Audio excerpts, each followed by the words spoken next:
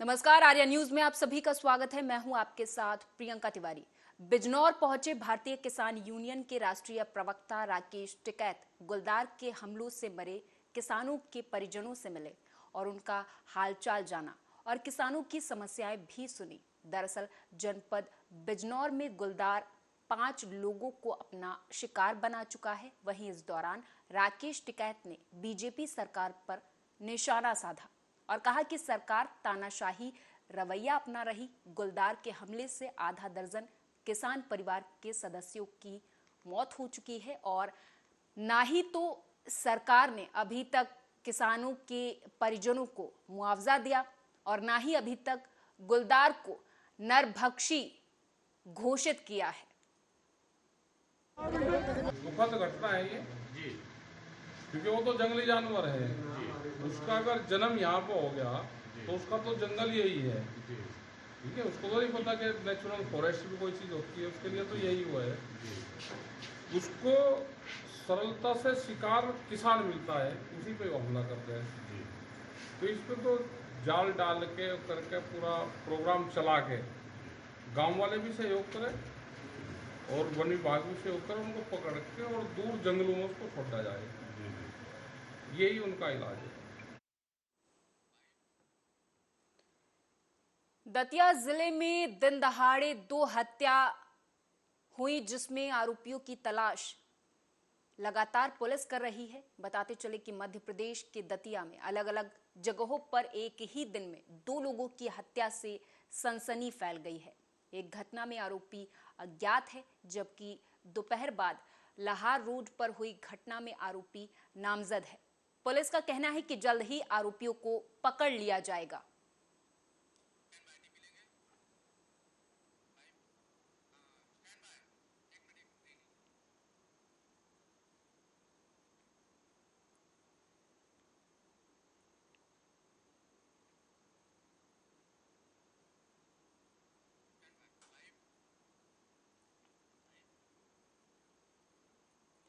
MP के गृह मंत्री डॉक्टर नरोत्तम मिश्रा ने पौधरोपण किया। इस दौरान कहा कि पेड़ पौधे सभी को लगाने चाहिए। दरअसल प्रदेश के गृह और जेल संसदीय कार्य मंत्री डॉक्टर नरोत्तम मिश्रा ने रविवार को दतिया के किला चौक क्षेत्र में लोगों को पौधरोपण के लिए प्रेरित किया। मंत्री मिश्रा ने कहा कि पेड़ पौधे लगाने से हमें प्राकृतिक रूप से ऑक्सीजन मिलती है, जो जीवन के लिए बेहद जरूरी है। कोरोना काल में शहरी क्षेत्र में ऑक्सीजन की कमी देखी गई, क्योंकि वहां पेड़ों की कमी हो रही है, जबकि ग्रामीण क्षेत्र इससे अछूते रहे हैं। वहां लोग पहले ही सामान्य जीवन की तरह जीते आ रहे हैं, क्योंकि वहां हरियाली थी। पीना है और इमली के फल को खाना, ये शर्त थी। उसको पहुंचने में 1 महीना लगने वाला था। आज्ञा थी हकीम साहब की, तो मानना था। इमली के पेड़ के नीचे सोता था, इमली के फल को खाता था, इमली का पानी पीता था। धीरे धीरे पहलवान की हालत ऐसी हो गई कि जब वो 1 महीने बाद वैद्य जी के पास पहुंचा तो वो खड़ा होकर वो चिट्ठी नहीं दे पाया। इतनी जर्जर काया 1 महीने में उसकी हो गई। वैद्य जी ने पूछा कि तुम्हें क्या बीमारी है? बोले मेरे को बीमारी में तो अखाड़े में दंड बैठक लगा रहा था। हकीम साहब ने बुलाया, कहा ये चिट्ठी आपको देनी है। चिट्ठी पढ़ी, उसमें लिखा था इस बीमार आदमी का इलाज करके दिखाओ तो वैद्य मानूंगा। वैद्य जी ने कहा कि अखाड़े में पहलवानी कर रहा था। फिर उन्होंने क्या कहा? बोले उन्होंने कहा कि तुमको इमली के पेड़ के नीचे सोना है, रास्ते में इमली के फल को खाना है, इमली का पानी पीना है, बस। बोले हाँ बस, मैंने यही किया ईमानदारी। मेरी ये हालत होगी कि मैं आपको होने का कोई दिक्कत नहीं है। उन्हें चिट्ठी का जवाब लिखा और उसको दे दिया, इसको खोलना मत। नीम के पेड़ के नीचे सोना है, नीम की निमोली खाना है और नीम का पानी पीना है, वापस जाओ। वो वापस चल के 1 महीने में आया, पूरी तरह से स्वस्थ हो गया था। और हकीम साहब को चिट्ठी में लिखा, उनने खोली, पढ़ा कि इसको कोई बीमारी हो तो बताओ।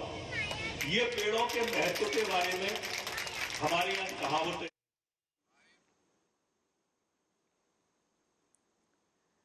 दतिया के भांडेर तहसील के पंडोखर थाना प्रभारी पुलिस ने पेट्रोल पंप लूटने की योजना बना रहे आरोपियों को गिरफ्तार कर लिया है। आरोपियों के कब्जे से 2 अवैध हथियार सहित 2 बाइक भी बरामद कर ली गई है। एसडीओपी भांडेर कर्णिक श्रीवास्तव ने बताया कि ये बदमाश शासकीय स्कूल के पास सिकरी इलाके में मौजूद थे। पकड़े गए एक आरोपी धर्मेंद्र कुशवाहा का आपराधिक रिकॉर्ड भी है। मौके पर कुल 5 लोग मौजूद थे। इनमें 3 लोग भागने में सफल हो गए हैं, लेकिन इनकी पहचान कर ली गई है। जल्द ही उन्हें भी गिरफ्तार कर लिया जाएगा।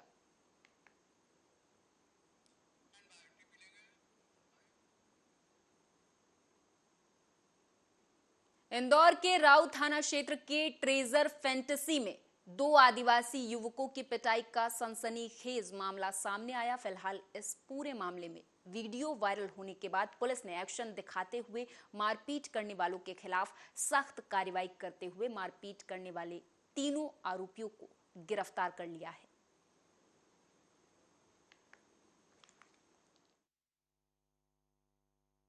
इसमें कल रात की ये घटना बताई जा रही है, जिसमें कल रात में 9 साढ़े 9 बजे की ये घटना है, जो राउ थाना क्षेत्र में ट्रेजर फैंटेसी नाम की कॉलोनी बन रही है उसके पास की घटना है। जो इसमें मुख्य फरियादी हैं, जो वीडियो में वायरल दिख रहा है, छोटा बच्चा है जो, उस जुवेनाइल से जब हमने पूछताछ की तो उसका कहना है कि कल रात में करीबन 9:30 बजे वो वहाँ से निकल रहा था। अब बारिश अत्यधिक होने के कारण उसकी गाड़ी स्लिप हो गई, वो और उसका ब्रदर था साथ में। गाड़ी स्लिप होने के कारण वहाँ पर जो गार्ड्स थे उनसे कुछ बहस हो गई। बहस होने के बाद उनके द्वारा उनको किडनैप किया गया। वहाँ पर जो गार्ड रूम है वहाँ पर लेके गए और वहाँ पर उनके साथ बुरी तरीके से मारपीट की है। इस पूरी घटना को जैसे ही पुलिस के संज्ञान में आई, इसमें तत्परता से कार्रवाई करते हुए पहले ये सुनिश्चित कराया कि जो जुवेनाइल है उसकी सेहत ठीक रहे, उसको कोई भी अगर मेडिकल हेल्प लगती है तो तत्काल थाना प्रभारी स्वयं हॉस्पिटल में मौजूद थे, उन्होंने डॉक्टर से बात की है, अभी उसकी तबीयत ठीक है। उसके बाद उसमें पूरी घटना पे 0 की FIR करके बाहुल्य आदिवासी झाबुआ जिले में ट्रांसफर के नाम पर एक बड़ी लापरवाही सामने आई है। दरअसल जिसे लेकर आदिवासी विकास विभाग में हुए ट्रांसफर विवादों के घेरे में आ गया है। बताते चले कि कैबिनेट और शिक्षा मंत्री इंदर सिंह परमार झाबुआ जिले के प्रभारी मंत्री भी हैं। बताते चले कि उनकी अप्रैल माह में रिटायरमेंट हो चुकी है। सज्जन सिंह डामोर सहायक अध्यापक बालक उच्चतर माध्यमिक विद्यालय बामनिया पेटलावद का ट्रांसफर कर दिया गया, जिसको लेकर मामला काफी चर्चाओं में बना हुआ है। इस तबादले के बाद सेवानिवृत्त शिक्षक भी खुद हैरान है कि ढोल नगाड़ों के साथ सेवानिवृत्त होने के बाद भी इतनी बड़ी लापरवाही कैसे हो गई। इनका रिटायरमेंट अप्रैल माह में हो गया था और ये माध्यमिक विद्यालय में पदस्थ है। इनका कार्यकाल अधिकतर यही रहा और इनको हमने भगोरिया नृत्य करके सामूहिक भोज करने के बाद इनको ठेठ घर छोड़ने गए, पूरा स्टाफ गया और इनका कार्य। नागदा में आज सावन के पहले सोमवार पर मां भुवनेश्वरी सेवा मंदिर में जहां भव्य कलश यात्रा का आयोजन किया गया। यात्रा में शिवराज सरकार के कैबिनेट मंत्री सुल्तान सिंह के साथ युवा नेता मोती सिंह शेखावत भी मौजूद रहे। यात्रा की शुरुआत गवर्नमेंट कॉलोनी स्थित भुवनेश्वर माता मंदिर से की गई और राजा विक्रमादित्य की जन्मस्थली विक्रमपुर में जाकर समाप्त होगी। यात्रा में हजारों की संख्या में महिलाएं और पुरुष पहुंचे, जो हाथों में कलश लेकर बाबा महाकाल को जल अर्पित करने के लिए पहुंचे हुए थे। जगह जगह पर यात्रा का भव्य स्वागत भी किया गया है।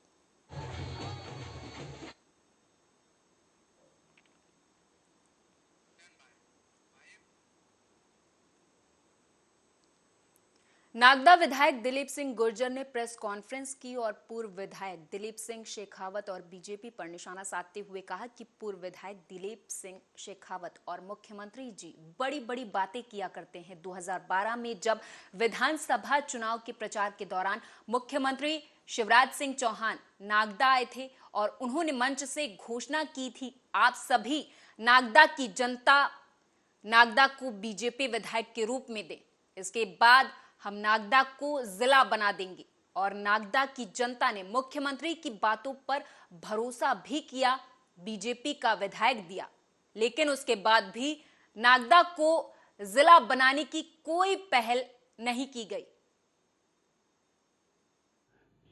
निश्चित रूप से हम देखें, मैं वर्ष 2008 से ही नागदा को जिला बनाने के लिए मुहिम में जुटा हूँ।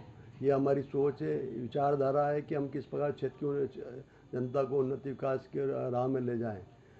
उसी के परिणाम स्वरूप हमने विधानसभा में भारतीय जनता पार्टी के नेताओं से, राजस्व मंत्री से आश्वासन लिया था कि नागदा को जिला बनाने का परीक्षण कराएंगे।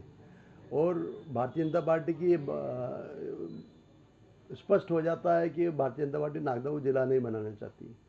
उसके बाद में 2012 में ये प्रस्ताव अवर सचिव स्तर के अधिकारी निरस्त कर देते हैं और 13 में माननीय मुख्यमंत्री जी आते हैं और नागदा को जिला बनाने की घोषणा करते हैं और कहते हैं कि मेरा विधायक रहेगा तो मैं नागदा को जिला बनाऊंगा। वर्ष 2013 में नागदा की जनता ने दिलीप शेखावत जी को विधायक बनाया। 5 साल, पूरे 5 साल भारतीय जनता पार्टी की सरकार रही और पूरे 5 साल ये दिलीप शेखावत जी विधायक रहे, परंतु जिले के लिए उन्होंने एक भी प्रक्रिया प्रारंभ। रायसेन जिले के सिलवानी में वर वधू गार्डन में आदिवासी समाज ने नीलमणि शाह के नेतृत्व में विशाल कार्यक्रम आयोजित किया, जिसमें प्रदेश के कई बड़े नेता शामिल हुए। बताते चले कि कार्यक्रम को संबोधित करते हुए डॉक्टर हीरालाल के अलावा कई लोग मौजूद थे वहां पर। बताते चले कि डॉक्टर हीरालाल ने कहा कि आदिवासियों को जागने का समय आ गया है। आप समझ लीजिए कि सीधी के अंदर आदिवासी के मुंह पर पेशाब की जाती है, सिर्फ इसलिए वो की जाती है कि वो आदिवासी समाज से जागरूक नहीं है, नहीं तो हम हिंदुस्तान में सबसे ज्यादा हैं। आज की सभा के बाद मैं पूरे आत्मविश्वास के साथ कह सकता हूं कि यहाँ मध्य प्रदेश में परिवर्तन सत्ता में होने जा रहा है और 20 वर्ष हो गए, भाजपा तो हटेगी। दूसरी बात, भाजपा जो है ये पूंजीपतियों की पार्टी, हम शुरू से कह रहे हैं ये पूंजीपतियों की पार्टी है। अगर वो कुछ सहानुभूति दिखाते हैं या कोई कदम उठाते हैं आदिवासियों को के हक में उनको खुश करने के लिए, तो केवल आंशिक होता है, ये केवल वोट से जुड़ा होता है। भावनाएं उनकी नहीं है, भावनाएं उमड़ के आ रही हैं, हम देख रहे हैं जो घटनाएं हो रही हैं। तो जो आदिवासी बंधु हमारे भाई बहन हैं और भी आदिवासी समाज के अलावा जो गरीब तबका है वो भाजपा को इस बार पूरी तरह नकार रहा है। भाजपा की सरकार पूरी तरह हार रही है, जा रही है, कांग्रेस की सरकार बन रही है जो अगर आदिवासियों के हित को नहीं देखेगी, नहीं ध्यान में रखेगी, उनकी लड़ाई नहीं लड़ेगी, जो रजिस्टर। खबर विदिशा से है, जहां पंचायत हसुआ के कछवा गांव में रहने वाले लोगों ने मुख्यमंत्री शिवराज सिंह चौहान के जन्मदिन पर साल 2018 में प्रधानमंत्री सड़क के दोनों तरफ अलग प्रजाति के 125 से ज्यादा पौधे रोपे थे, लेकिन अज्ञात बदमाशों ने 21 जून की रात करीब 25 पेड़ों पर आरी चला दी और उन्हें नष्ट भी कर दिया। वहीं इस पूरे घटनाक्रम की शिकायत सिविल लाइन थाने में की गई और एसडीएम को लिखित ज्ञापन भी दिया गया। उस पर कोई कार्रवाई अभी तक नहीं की जा सकी है। इस बीच शुक्रवार और शनिवार की दरमियानी रात एक बार फिर से उन्हीं अज्ञात बदमाशों ने यहां बचे अन्य पेड़ों पर भी आरी चला दी। सीधे तौर पर मुख्यमंत्री शिवराज सिंह चौहान के सपनों पर चलाई इस आरी को लेकर ग्रामीण काफी नाराज हैं। मुझे तो जब तक अब मैं पेड़ नहीं लगाता तो मुझे लगता मेरे हाथ अधूरे हैं। जब तक मैं पेड़ नहीं लगा लेता तब तक मुझे चैन की सांस नहीं आती कि मैं पेड़ लगाता हूँ। तो लोग हर जगह पेड़ के लिए पहले से स्थान तय करके रखते हैं कि वो तो पेड़ लगाएंगे। अब मुझे तो क्या है, सभी ग्रामीणों की सहमति से वर्ष 2017-18 में मनरेगा योजना के तहत प्लांटेशन निर्माण कराया था अपन ने। तो लगभग 5 साल हो गई हैं पेड़ लगे। कितने पेड़ लगे? 126 पौधे लगे हुए हैं। तो ये पेड़ों की हाइट कितनी हो गई थी? कोई पेड़ की हाइट 5 फीट है, किसी की 10 फीट, किसी की 15 फीट है। तो क्या हुआ है, हुआ क्या? सर रात में अज्ञात व्यक्ति द्वारा गाड़ी चलाई गई है। लगभग कितने पेड़ कटे हुए? ये यहाँ पे वर्ष 2018 में ये पेड़ पौधे शिवराज जी के जन्मदिन के उपलक्ष्य में और पंचायत की स्कीम के तहत खर्चा पंचायत का ही हुआ और रोपे गए थे। कौन के जन्मदिन पे? शिवराज सिंह जी चौहान, मध्य प्रदेश के मुख्यमंत्री। हाँ, तो क्या हुआ फिर इधर? और अब इधर जी रात को पहले थाना बहादुरगढ़ पुलिस की चेकिंग के दौरान बदमाशों से मुठभेड़ हो गई, तो वहीं जवाबी कार्रवाई में 2 शातिर बदमाश घायल भी हुए हैं, जिसके बाद उन्हें गिरफ्तार कर लिया गया है, जिनके कब्जे से पुलिस ने अवैध असलहा, एक बाइक और जहरीला पदार्थ भी बरामद किया है। बदमाशों पर पहले गोकशी और पशु क्रूरता जैसे संबंधित अभियोग पंजीकृत हैं। साथ ही अन्य आपराधिक इतिहास की जानकारी अन्य जनपदों और थानों से भी की जा रही है। आज थाना बहादुरगढ़ पुलिस द्वारा पलवाड़ा से नानई रोड जो जाता है उस पर चेकिंग की जा रही थी। तभी 2 संदिग्ध युवक बाइक से आते हुए दिखाई दिए। उन्हें रोकने का प्रयास किया गया तो उन्होंने पुलिस पार्टी पर फायरिंग की। आत्मरक्षा की गई फायरिंग में दोनों युवक घायल हो गए हैं। दोनों को उपचार के लिए अस्पताल भर्ती कराया गया है। इनके कब्जे से हमें एक स्प्लेंडर बाइक, 2 अदद तमंचा, मै खोखा कारतूस और 4 पुड़िया जो जहरीला पदार्थ प्रतीत होता है बरामद हुई है। और प्राथमिक पूछताछ में एक ने अपना नाम देवी सिंह, दूसरे ने फिरोज बताया है। दोनों हापुड़ नगर के निवासी हैं और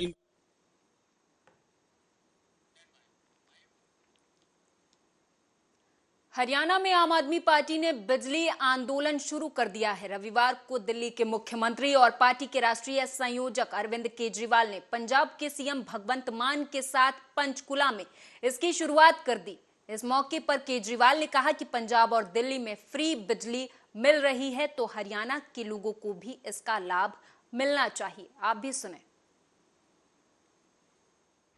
हरियाणा प्रदेश में बिजली आंदोलन का आगाज किया जा रहा है, उसकी शुरुआत की जा रही है। बिजली आंदोलन क्यों शुरू करना पड़ा, आप सब लोग जानते हो। मैं खुद हरियाणा का रहने वाला, हरियाणा में पैदा हुआ, बहुत सारे रिश्तेदारियां, बहुत सारे दोस्त यार, तो हरियाणा से बहुत लोग आते रहते हैं मेरे पास। उन लोगों से जब चर्चा होती थी तो उन्होंने बताया कि इस वक्त हरियाणा के अंदर बिजली की इतनी बड़ी समस्या है, इतनी बड़ी समस्या है। अभी सुशील गुप्ता जी ने अपने उद्बोधन में कई सारी समस्याओं की चर्चा की। उन सबका आने वाले समय में एक एक करके सब बातें उठाएंगे, लेकिन आज बिजली की बात करूंगा केवल मैं। आपसे पूछना चाहता हूं, बिजली के पावर कट लगते हैं कि नहीं लगते? कोई कहता है 6 घंटे के लगते हैं। अच्छा, ये अभी बता रहे थे ये जो बिजली गई थी अभी ये जनरेटर से चल रहा है, बिजली आई नहीं है अभी। कोई कहता है 8 घंटे के लगते हैं। मैंने भी एक बीजेपी का कोई नेता, उसने ट्वीट किया अभी थोड़े दिन पहले, उसने कहा मैं दिल्ली से गुड़गांव शिफ्ट हुआ हूं और यहां पे 8-8, 10-10 घंटे के पावर कट लग रहे हैं। दिल्ली में 1 मिनट बिजली नहीं जाया करती थी। तो बीजेपी वाले भी मानते हैं कि दिल्ली में बिजली नहीं जाती और गुड़गांव में 8-8, 10-10 घंटे के पावर कट लगते हैं। तो पावर कट लगते हैं कि नहीं लगते? बिजली के बिल ज्यादा आते हैं कि नहीं आते? हाँ, ये भी मैं, नॉन एनर्जी चार्जेस ऐसे कुछ सरचार्ज, नॉन एनर्जी चार्ज, पता नहीं क्या क्या चार्ज लगा रखे हैं। बताइए।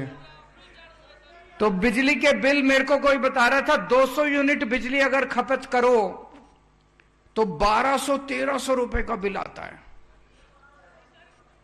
दिल्ली में 0 बिल आता है 200 यूनिट इस्तेमाल करो तो। मेरे को कोई बता रहा था कि 300 यूनिट इस्तेमाल करो तो 1700-1800 रुपए का बिल आता है। बताओ, पंजाब में 300 यूनिट इस्तेमाल करो तो भगवंत मान साहब ने 0 का रखा है बिजली का बिल। और बताते हैं, अभी जैसे अम्मा बता रही थी वहां पे 1,40,000 उनकी, आप शक्ल देखो, इतनी गरीब अम्मा बता रही है, एक बल्ब एक पंखा, उनकी लड़का हैंडीकैप्ड, विधवा औरत, 1,40,000 आ सकता है उनका बिल? नहीं आ सकता।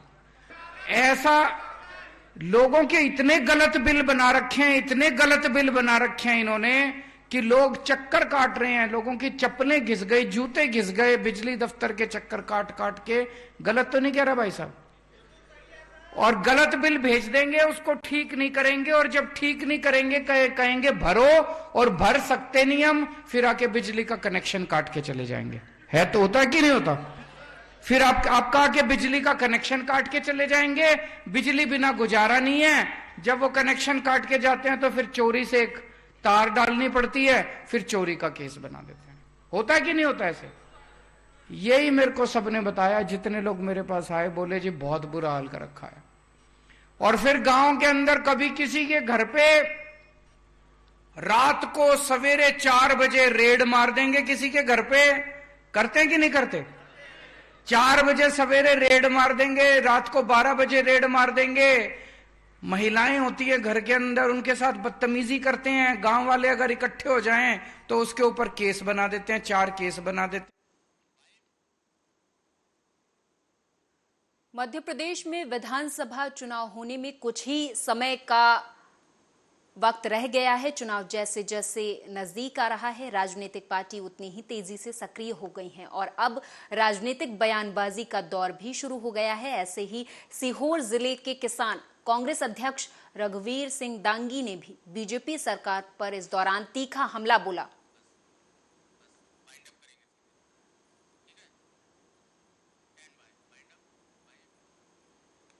और इस बुलेटिन में मेरे साथ बस इतना ही। आप देखते रहें आर्या।